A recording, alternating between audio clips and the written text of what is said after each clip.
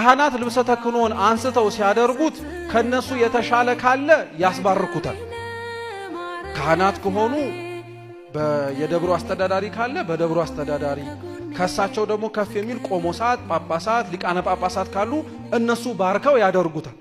ከማረጋቸው በፊት ከቁርጭምጭሚታቸው እንዳያልፍ ይለኩታል፣ ያረጉታል። ጸሎቱ ጸሎት ብቻ አይደለም ብያችኋለሁ። አሁን ልብሱን አድርጎ ለመዟዟር መለካት ምን አስፈለገው ብትሉ ልብሱ የመለኮት ምሳሌ ነው። የሚለብሰው ካህን የሥጋ ምሳሌ ነው።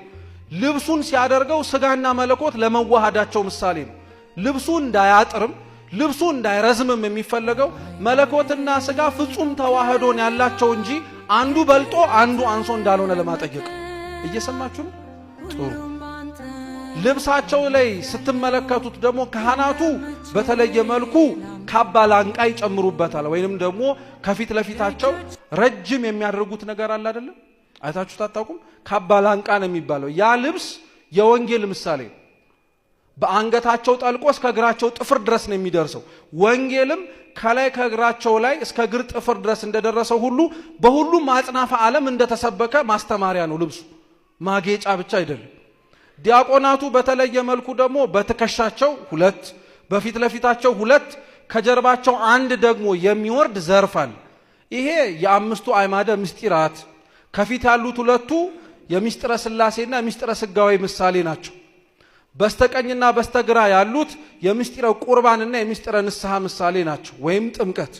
ከጀርባ ያለው ደግሞ ገና ያልደረስንበት ያላየነው ደግሞ ምስጢረ ትንሣኤ ሙታን ነውና ከጀርባ ያለው ዘርፍ የትንሣኤ ሙታን ምሳሌ ነው።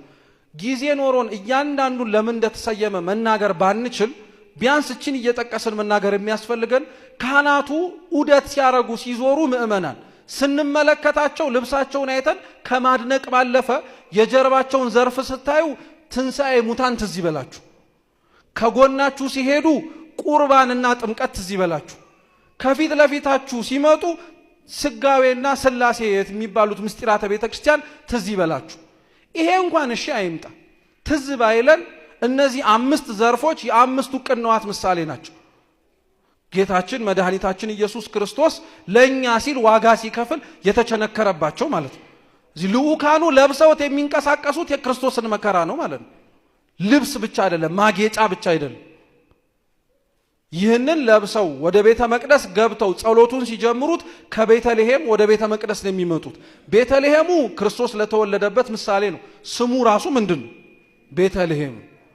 ቤተ መቅደሱ የቀራንዮ ምሳሌ ነው። ለዛ ነው ልዑካኑ ወርደው ወደ ቤተልሔሙ ህብስቱንና ወይኑን መስዋዕቱን ይዘው ተመልሰው ወደ ቀራንዮን የሚመጡት።